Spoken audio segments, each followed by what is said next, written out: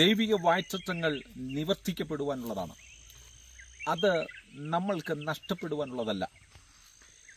ഇസ്രായേലിൻ്റെ ആശ്വാസത്തിനു വേണ്ടി കാത്തിരിക്കുന്ന ശിമയോൻ അനേക നാളുകളായി ഇസ്രായേലിൻ്റെ ദൈവം തന്നോട് അരുളി ചെയ്തിരിക്കുന്ന വാഗ്ദത്തങ്ങൾക്ക് വേണ്ടി കാത്തിരിക്കുകയാണ്. അത്ഭുതമന്ത്രി, വീരനാം ദൈവം, നിത്യപിതാവ്, സമാധാന പ്രഭു എന്നിങ്ങനെയൊക്കെ നമ്മുടെ വാഴ്ത്തപ്പെട്ടവനായ യേശുക്രിസ്തുവിനെ കുറിച്ച് ശിമയോൻ വായിക്കപ്പെടുവാനിടയായി തീർന്നപ്പോൾ ഈ വാഗ്ദത്തം നിവർത്തിക്കപ്പെടുമോ? എന്നാൽ ഇസ്രായേലിന്റെ ആശ്വാസത്തിനു വേണ്ടി കാത്തിരിക്കുന്ന ശിമയോനോട് ദൈവത്തിന്റെ ആത്മാവ് ഒരാലോചന അറിയിക്കുന്നു.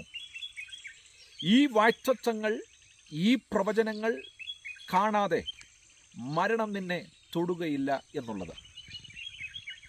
അങ്ങനെ മറിയുടെ ശുദ്ധീകരണ കാലം കഴിഞ്ഞതിന് ശേഷം മോശയുടെ ന്യായപ്രമാണ പ്രകാരം യേശു കുഞ്ഞിനെ ദൈവാലയത്തിൽ കൊണ്ടുവന്ന സമർപ്പിപ്പാൻ യോസഫും മറിയയും യേശു കുഞ്ഞിനെയും കൊണ്ട് ദൈവാലയത്തിലേക്ക് വന്ന പുരോഹിത ശുശ്രൂഷ ചെയ്യുന്ന ശിമയോന്റെ കരങ്ങളിലേക്ക് യേശുവിനെ കൊടുക്കുകയാണ്.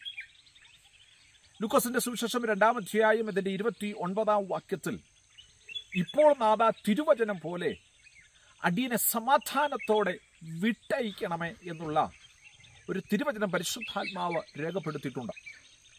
അങ്ങനെയെങ്കിൽ താങ്കളുടെയും ജീവിതത്തിൽ കർത്താവായ യേശുക്രിസ്തു മൂലം ലഭ്യമായിരിക്കുന്ന തിരുവചനത്തിന്റെ വാഗ്ദത്തങ്ങൾ നിശ്ചയമായും കാണുക തന്നെ ചെയ്യും. കാരണം അബ്രഹാം തൻ്റെ കുടുംബത്തോട് ഇസ്രായേലിന് ഗർജിക്കുന്ന സിംഹം പറയുകയാണ്, ഞാൻ നിനക്ക് തലമുറകളെ തരും. അവൻ്റെ കുടുംബം ആ ദൈവശബ്ദത്തിൻ്റെ മുമ്പിൽ ചിരിച്ചു. പക്ഷേ ദൈവശബ്ദം കേട്ട അബ്രഹാം അത് വിശ്വസിച്ച് ഏറ്റെടുത്ത് അതിനുവേണ്ടി കാത്തിരിക്കുവാനിടയായി തീർന്നു. അങ്ങനെ അവൻ്റെ തലമുറകളെ ദൈവം വർദ്ധിപ്പിച്ച് ആകാശത്തിൽ കാണുന്ന നക്ഷത്രങ്ങളെപ്പോലെയും കടൽ തീരത്ത് കാണുന്ന മണൽത്തരികൾ പോലെയും ദൈവം ആ തലമുറകളെ വർദ്ധിപ്പാൻ ഇടയായി തീർന്നു.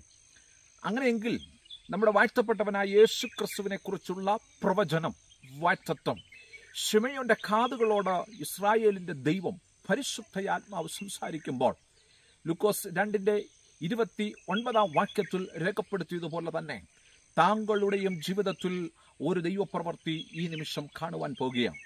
എന്താണ് അതിന് വഴി? കർത്താവ് നൽകപ്പെട്ടിരിക്കുന്ന തിരുവചനം, വാഗ്ദത്തം താങ്കൾ വിശ്വസിക്കാൻ തയ്യാറാകണം. അതിനുവേണ്ടി കാത്തിരിക്കാൻ തയ്യാറാകണം. അതിനുവേണ്ടി പ്രാർത്ഥിക്കാൻ തയ്യാറാകണം. മനുഷ്യരാരും കൂടെയില്ല. പലരും നിന്ദിക്കും, പരിഹസിക്കും. പക്ഷേ താങ്കൾക്ക് വാഗ്ദത്തം നൽകിയത് മനുഷ്യനല്ല, ജീവിക്കുന്ന ദൈവമാകിയാൽ ആ ജീവനുള്ള ദൈവം നിങ്ങൾക്ക് വേണ്ടിയ വാഗ്ദത്തം നിവർത്തിക്കുക തന്നെ ചെയ്യും. എന്നാൽ ലൂക്കോസിന്റെ 2-ാം അധ്യായത്തിന്റെ 32-ാം വാക്യത്തിലേക്ക് വരുമ്പോൾ പരിശുദ്ധാത്മാവോട് രേഖപ്പെടുത്തിയിരിക്കുന്ന കാര്യമുണ്ട്. നിന്റെ രക്ഷയെ എൻ്റെ കണ്ണുകൊണ്ട് കണ്ടുവല്ലോ. ശിമയോൻ കാതുകൾ കൊണ്ട് കേട്ട ദൈവശബ്ദത്തിന്റെ മുമ്പിൽ അത്ഭുതമന്ത്രിയായ, വീരനാം ദൈവമായ, നിത്യപിതാവായ, സമാധാന പ്രഭുവായ യേശു കുഞ്ഞിനെ അവൻ്റെ കരങ്ങൾ കൊണ്ട് തൊടുക മാത്രമല്ല, അവൻ്റെ കണ്ണുകൾ കൊണ്ട് ലോകത്തിനൊരുക്കിയിരിക്കുന്ന ആ മഹത്വകരമായ ആ രക്ഷാ പദ്ധതിയെ അവന് കാണുവാൻ ഇടയായി തീർന്നുവെങ്കിൽ താങ്കളോടും പരിശുദ്ധാത്മാവ് വ്യക്തമായി പറയുന്നു, താങ്കളുടെ ജോലി മേഖലയിലാകാം, കുടുംബത്തിലാകാം, തലമുറയിലാകാം, ജീവിതത്തിൻ്റെ തലങ്ങളിലാകാം, ശുശ്രൂഷ മേഖലകളിലാകാം, ഇസ്രായേലിൻ്റെ ദൈവം തിരുവചനത്താൽ നമ്മളോട് പറയപ്പെട്ടിരിക്കുന്ന ദൈവിക വാഗ്ദത്തങ്ങൾ നിശ്ചയമായും അത് മാറിപ്പോകുന്നതല്ല, അത് നിവർത്തിക്കുക തന്നെ ചെയ്യുമെന്ന് ഈ സമയത്ത് ഞാൻ നിങ്ങളെ ആഹ്വാനം ചെയ്യുകയാണ്. അതുകൊണ്ട് ഈ വചനം വിശ്വാസയോഗ്യമായ വചനമാണ്. ഇതിലെ പ്രവചനങ്ങൾ വിശ്വാസയോഗ്യമായ പ്രവചനമാണ്. അതുകൊണ്ട് താങ്കൾ ഈ കർത്താവായ യേശു ക്രിസ്തുവിനെ ജീവിതത്തിൽ സ്വന്തം രക്ഷിതാവായി സ്വീകരിച്ച് യേശു ക്രിസ്തുവിന് വേണ്ടി താങ്കളുടെ ജീവിതം സമർപ്പിച്ച് ഈ ദിവസങ്ങളിൽ അവനു വേണ്ടി താങ്കളുടെ കുടുംബം വേർതിരിക്കപ്പെട്ട് ആത്മാവിലും സത്യത്തിലും ആരാധിച്ച് ഈ ദിവസങ്ങളിൽ മുന്നേറാൻ തയ്യാറാകുന്നുവെങ്കിൽ നിശ്ചയമായും നാം മറന്നാലും നമ്മെ മറന്നു കളയാത്ത ദൈവം നമുക്ക് വേണ്ടി ആ വാഗ്ദത്തങ്ങൾ നിവർത്തിക്കുക തന്നെ ചെയ്യും.